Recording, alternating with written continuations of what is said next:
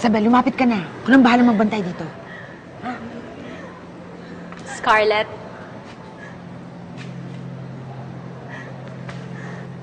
Ano ginagawa mo dito? Umalis ka dito! Umalis ka dito! Bakit, Scarlett? Nahihiya ka ba na nakikita kita rito? Wala namang masama dun eh. Kasi tinuturuan ka lang ng leksyon na hindi lahat kaya mong paikutin sa kamay mo. Gaga ka? Ikaw yung may kasalanan kung bakit ako nakakulong dito! Tapos nakakasal ka ba? Hayop ka! Eh, yan naman ang gawain mo eh, di ba? Ipasa sa akin lahat ng krimen na ginawa mo.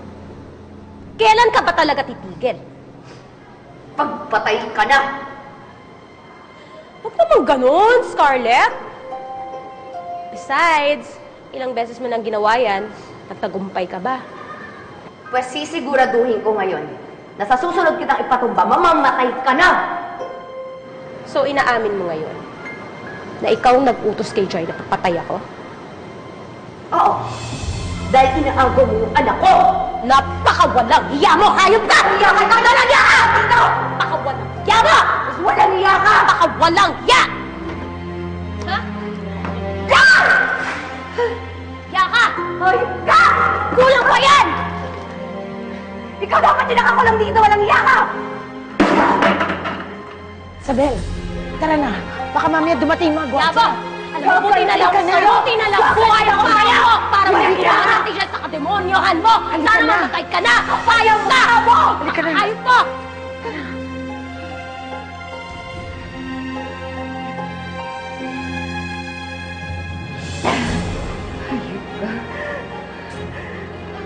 Magbabayad ka, Isabel.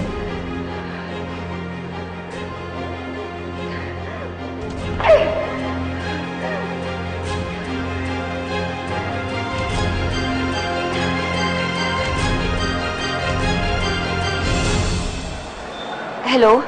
Pati, grabe dito. Pinahihirapan nila ako. At hayop yung Isabel na yan. Kung hindi dahil sa kanya, hindi ako mapaparusahan. Ano ba yan, Insan? Nakakaloka naman ang nangyari sa'yo dyan. Kaya nga atupagin mo na yung kaso ko. Mahihirapan akong kalabanin si Isabel kung nakakulong ako. Oo naman. Yung kaso mo na nga lang inaatupag ko araw-araw eh. Si Mami po ba yan? Ay, oo. Scarlett, nandito sa tabi ko ngayon si Catherine. Gusto mo bang kausapin? O eto, kausapin mo mami mo. Anak, kinakawawa ako ni Isabel.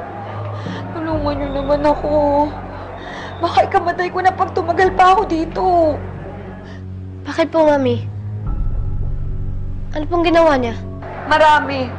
Tapos kumuha pa siya ng mga kampi niya para pagtulong-tulungan nila ako dito. Anak, bisitahin mo naman ako. Sige, Mami. Pupunta po ako dyan. Miss Mercado, time's up. Akin yung cellphone.